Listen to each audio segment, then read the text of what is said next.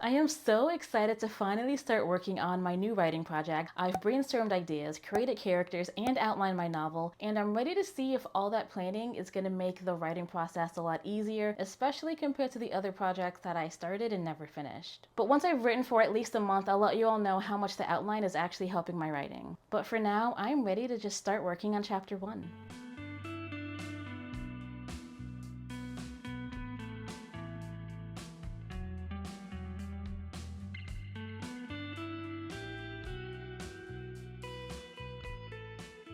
Hey, I just finished chapter 1 and it went in a very different direction than I expected and different than how my outline currently is, yet it still contained all the elements of my outline. So for my chapter 1 outline, I didn't have a lot of detail. I just knew the general thing I wanted my main character to do. It was really meant to set the mood and atmosphere for the story, introduce the main character a bit, and kind of introduce the person that she is without giving away everything about her all at once, of course. And somehow I ended up giving a little bit of backstory about this character. Not too much, it was maybe like 2 sentences.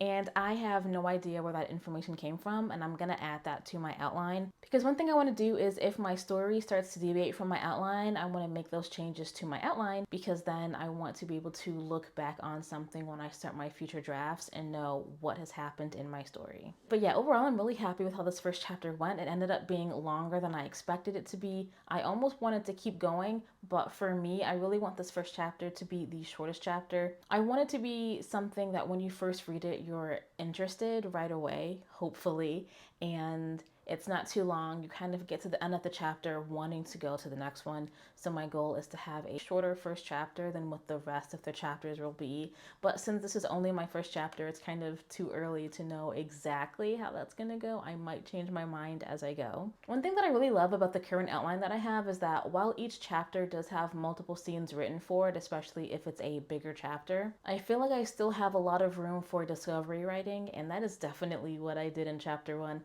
Like I said, there was some backstory thrown in there that I didn't even ever think of related to my character, but as I was writing, it just felt right, and I can't wait to see how other chapters go in the future. I would say my outline so far, after just one chapter, has helped me get started, but then discovery writing and just feeling the flow helped me really get to the end of this chapter. If you're curious about my writing schedule, I plan on writing one chapter every 2 to 3 days, so that is my main goal, and I think I can do it. I'm feeling really confident, but it's only day 1. We will see how the rest of the month goes.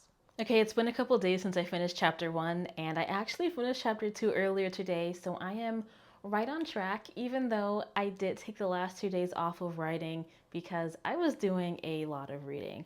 I read 2 books. One of them is Twilight, which I finished earlier today, and I have to say it was a lot more cringe than I remember. I forgot about the whole Edward stalking Bella and her being totally fine with it, or just all the other little things where I'm like, is this really a healthy relationship? But regardless, I still really love the series, so I am going to continue on with New Moon, but I'll probably take a week or so before I actually start it. But more exciting, I actually started Fourth Wing a couple days ago, and I finished it last night with my partner, who I also got to read the book, and we both absolutely loved it. I have no idea why I convinced myself that this was going to be a terrible book. I mean, it's really popular, so it has to be good, or at least pretty decent, and I spent a lot of time just taking notes and writing little comments on my Kindle about various lines and just funny things that happened. And I just really like the characters. I'm so excited to get started with Iron Flame, which I will be starting tonight. And then I found out that Onyx Storm, the 3rd book in the series, is actually coming out in a few weeks, so this was the perfect time to get on the Fourth Wing bandwagon. For those of you who have read Fourth Wing, I'd love to know what your thoughts were about it. And if you haven't read it, if you're into fantasy and you don't mind a little bit of spice, then go for it. But on the topic of spice, I do want to say